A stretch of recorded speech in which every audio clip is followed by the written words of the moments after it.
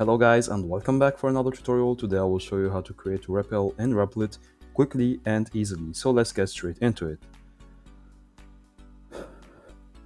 First, create an account on Replit. If you haven't, you can sign up for free and then go to this homepage. After that, you can either create a new app in the top left corner like that, or you can go here to the search bar and then go to New, Create an App.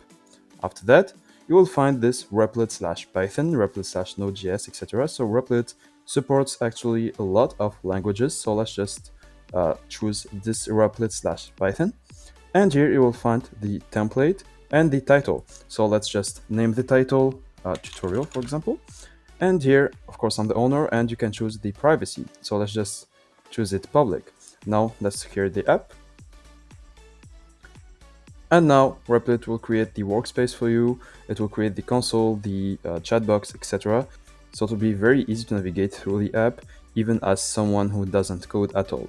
Now you can choose to follow the tutorial, or if you know how to use it, just go and chat with the AI assistant and you will be good. So that's it guys, I hope you enjoyed this tutorial. Don't forget to like and subscribe if it helped you.